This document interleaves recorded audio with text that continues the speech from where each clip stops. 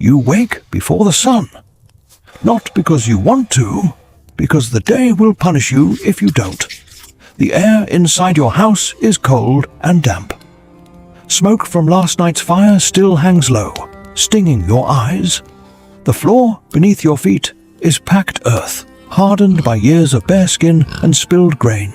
Somewhere in the darkness, a pig shifts. Chickens rustle. Their warmth matters more than your comfort. This is your home. It is a single room. It holds your family. It holds your animals. It holds your entire life. There is no privacy here, no silence, no sense that the world outside is kind or waiting for you. You eat before you work, not because you're hungry, but because you must. The bread is coarse and dark, made from barley or rye. It tastes sour, sometimes bitter. You chew slowly, knowing this may be most of what you eat today. You drink water drawn from a nearby stream or well. You do not know it is dangerous. You only know that sometimes, after drinking it, people become very sick. This is early medieval England.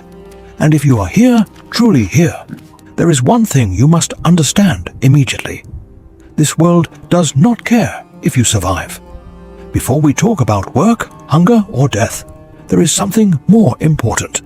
To survive here, you must know who you are allowed to be, because your place in this world is decided long before you ever take your first breath.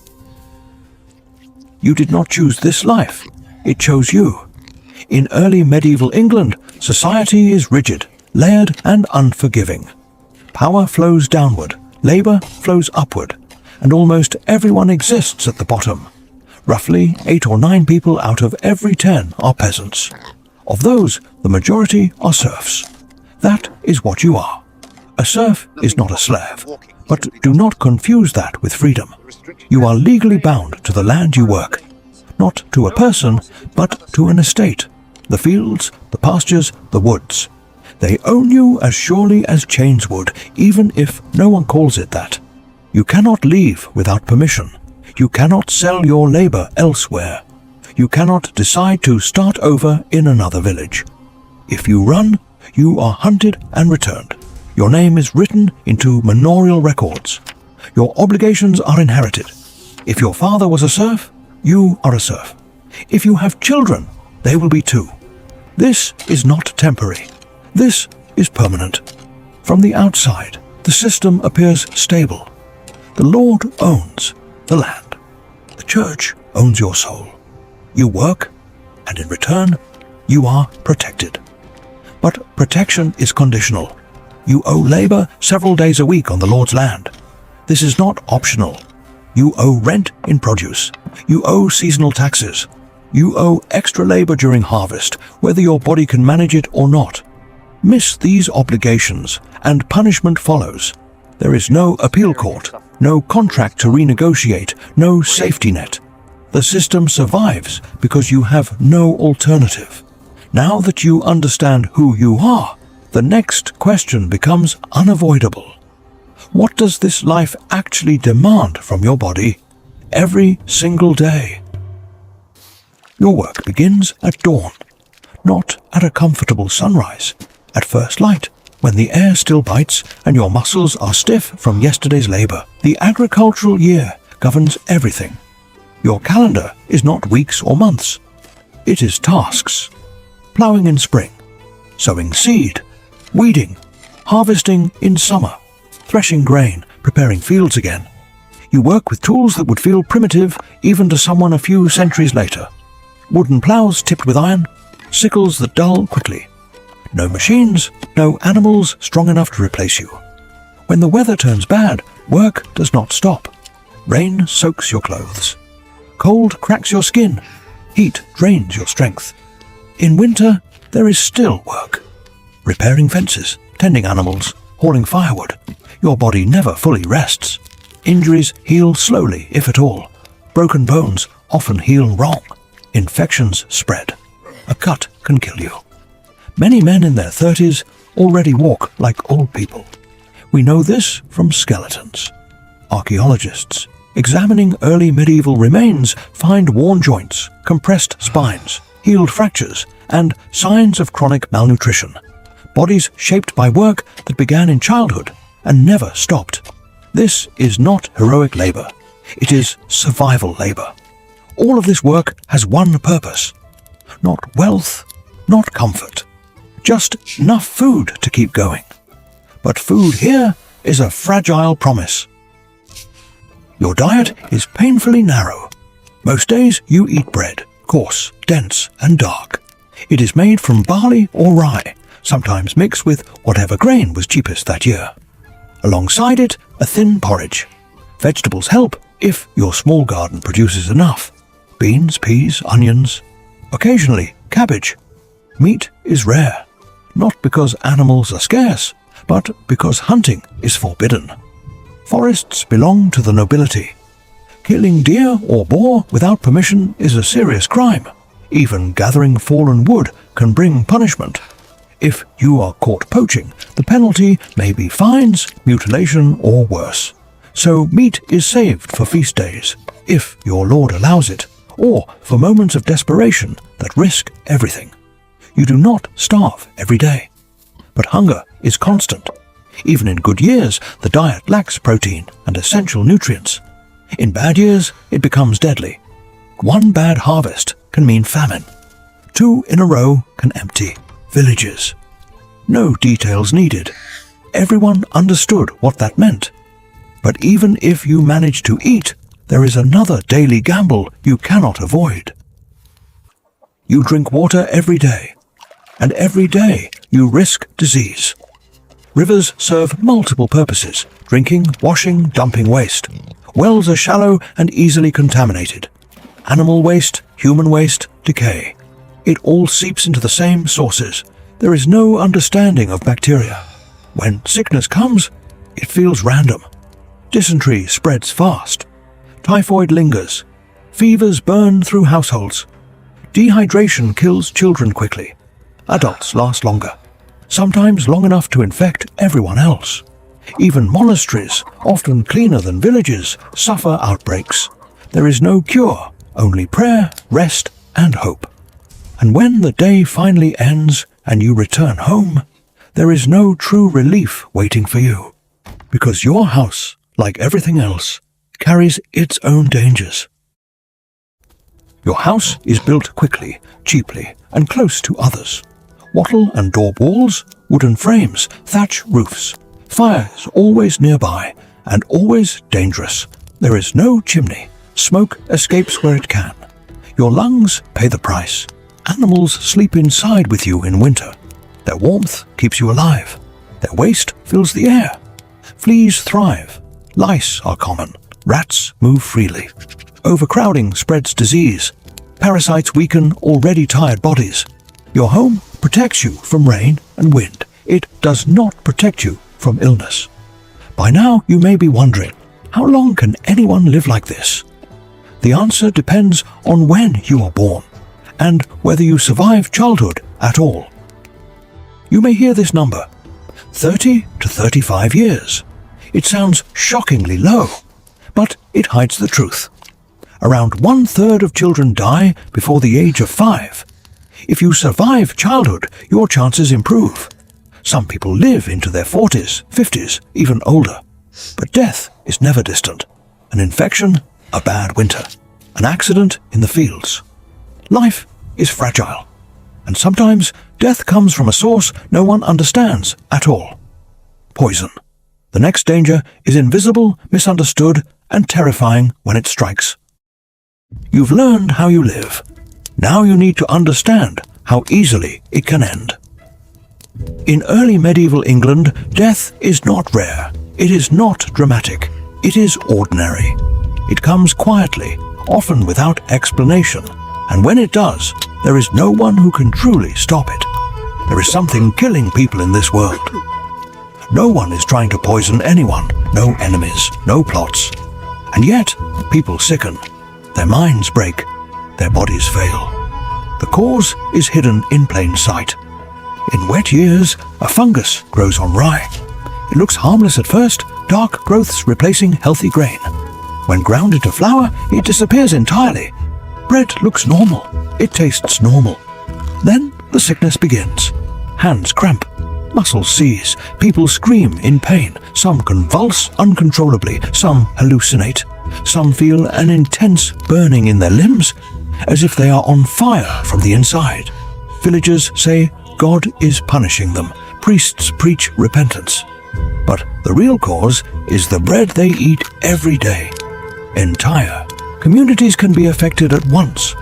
The symptoms are so violent that outbreaks sometimes look like madness spreading through a village. In extreme cases, blood flow to hands and feet is cut off. Flesh turns black. Fingers and toes fall away. People survive this. Many don't. They never know why. Poison does not only affect the poor. The wealthy drink wine stored in lead-glazed pottery. They eat food prepared in lead-lined vessels. They use lead pipes to carry water. The poisoning is slow. Headaches, confusion, memory loss, mood changes. Over time, it damages the brain and body. No one connects the dots. The materials used to show status and refinement are quietly killing the people who can afford them. Poison alone would be enough. But in this world, it rarely comes alone, because disease is everywhere, and it preys most cruelly on the youngest. If you are born in early medieval England, survival is not guaranteed. It is a gamble. Roughly 1 out of every 3 children dies before the age of 5. Some never survive infancy. Infections spread quickly. Malnutrition weakens small bodies. Waterborne diseases strike without warning. There are no antibiotics, no vaccines, no understanding of why one child lives and another dies. Parents expect loss, not because they do not love their children, but because experience has taught them that hope can be dangerous. Measles, whooping cough, respiratory infections. In a crowded home, once one child falls ill, others follow. Fever burns through bodies already weakened by hunger. Dehydration kills faster than the illness itself. Burials are common. Grief is constant, but rarely spoken aloud. Life must continue. Fields still need work. Food still needs growing. If you survive childhood, you might believe the worst is behind you. It isn't. Because now your survival depends not just on your body, but on forces you cannot control. Faith, law, power. Religion shapes every part of this world. The church explains suffering. It defines morality. It promises meaning where none is visible. Illness is a test. Famine is a warning. Death is God's will. This belief comforts people, but it also controls them. Because if suffering is divinely ordained, questioning the system becomes sinful. The church does not need soldiers. It has belief. Many actions are not just crimes. They are sins. Theft, disobedience, sex outside marriage, questioning authority. Breaking the rules is not only illegal, it risks eternal punishment. This mindset reinforces obedience. Not because people are stupid, because they are afraid. And fear becomes absolute when belief merges with law. Because justice here is not about evidence, it is about divine judgment. Justice in early medieval England is public and brutal. Punishments are meant to be seen, stocks in village squares, branding with hot iron, mutilation.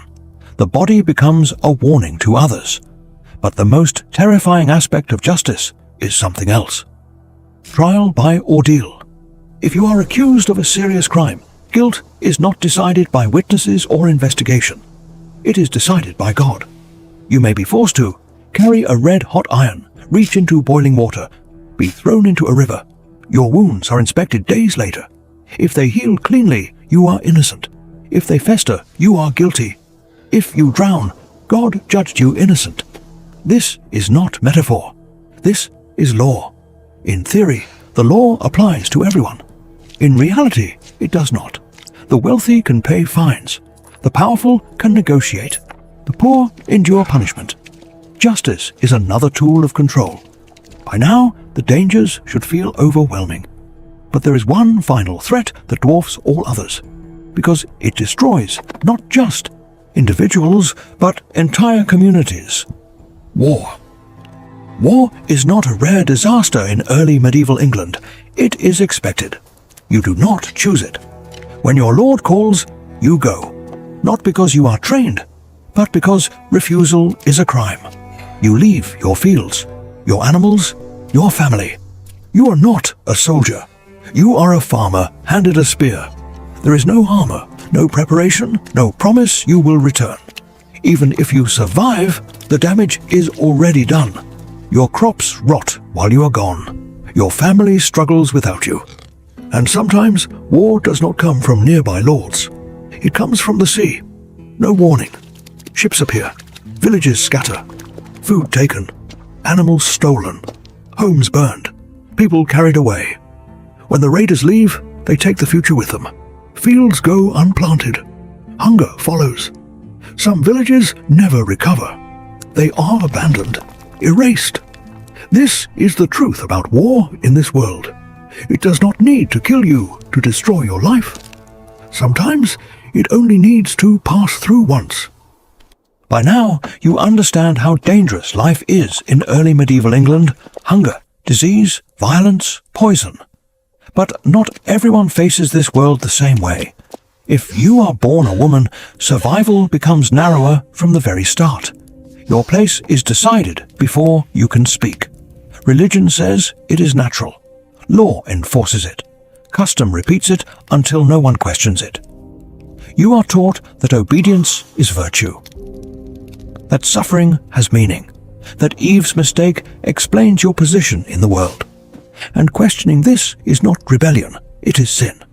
Your world is small, mostly indoors, mostly unseen. You cook, you clean, you spin wool until your fingers split. You care for children who may not survive the year.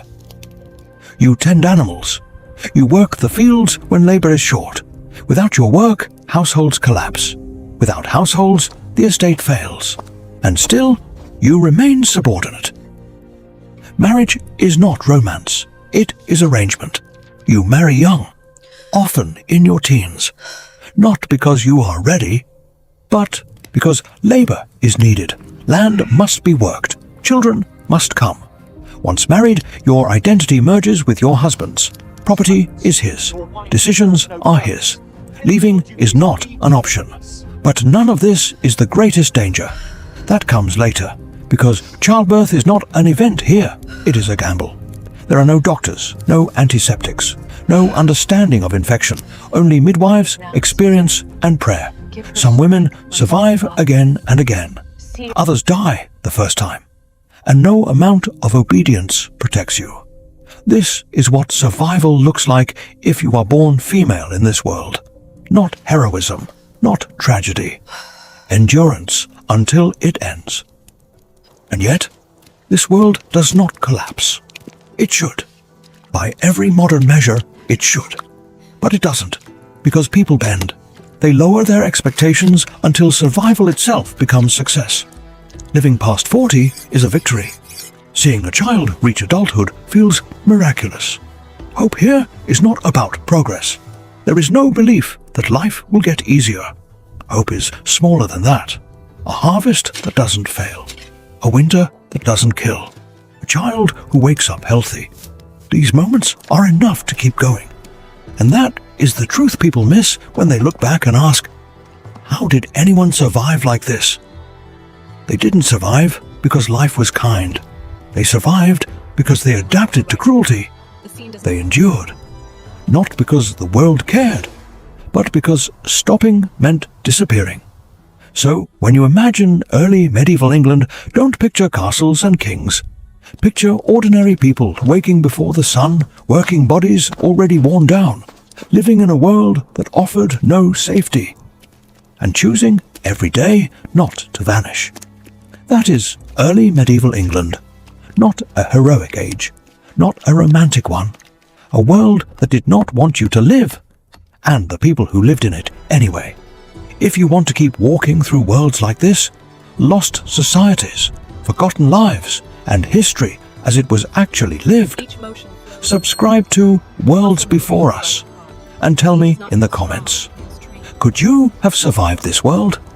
Because the next place we rebuild may be even harsher.